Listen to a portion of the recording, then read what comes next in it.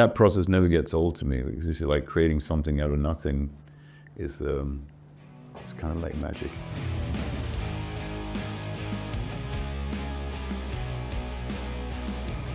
Well, something that we did do for this new album, Blood Dynasty, is throw out the rule book kind of thing. You know, we said let's experiment a little bit more with them, just be a bit more free in the arrangements. Yeah.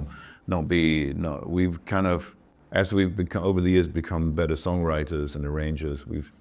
It's easy to become almost too professional. You know, I missed a little bit of the chaotic atmosphere of just, you know, with the maybe not disjointed, but just parts that really shouldn't fit together, but you make them fit somehow. That was a part of our early style.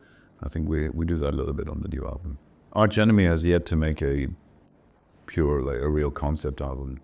But, you know, there's always, it's more like we just write, and then, you know, me and Elisa write lyrics separately, and then we come together, and then we fine-tune stuff in the studio. And then you find a theme, you know, it's sort of, the theme comes a little bit later. Something appears out of all this chaos, and it sort of crystallizes, and you think, oh, actually this connects to that one or this one. You know, you just feel, I don't know, it's just usual. I guess that's how it is for most bands. Instead of like deciding exactly how we want it to sound beforehand, we're more like, let's have a bit more of an open approach this time and think outside the box a little bit. Be a little bit more free, so you don't like lock up or freeze up in the early stages. There'll be days where we meet up and start jamming, and we don't really have anything at the start of the day. And at the end of the day, we have like a whole new song.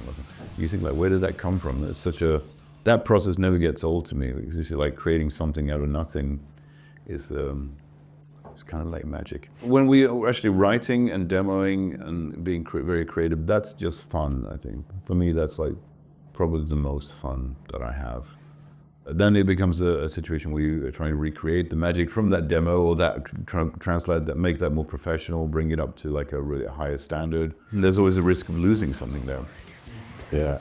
And then you go on tour, and then it's just a matter of repetition. So it's really tough, because I think initially, when we actually record, you know, you have different favorites. Like during the demo phase or the rehearsal phase, then we have some favorites, and you think, yeah, could probably be a single, that could be an opening track, or, you know, you start thinking in those terms already. And then, like we were talking about earlier, everything changes, and some songs just kind of emerge out of, you know, think, oh, I didn't see that one, like never thought that Lies and Thieves would be a standout track on the album.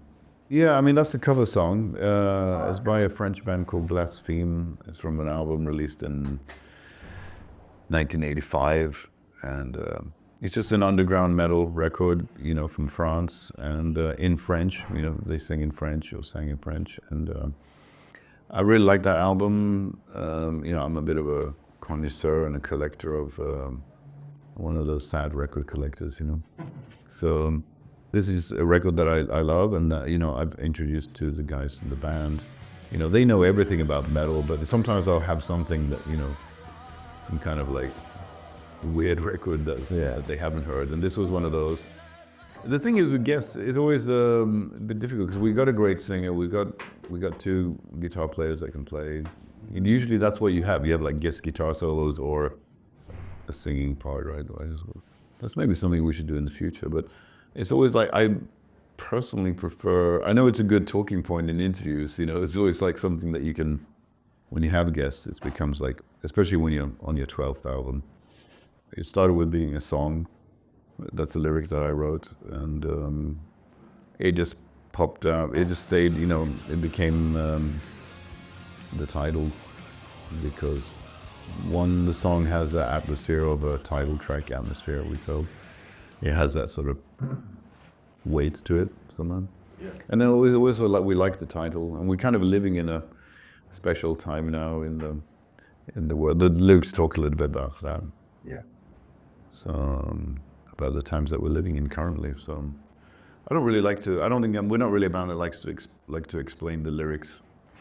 No, you know, because it's like I prefer to leave that to you know, up to the listener to, if they want to get into that, that's something they can make up their own mind about. Yeah.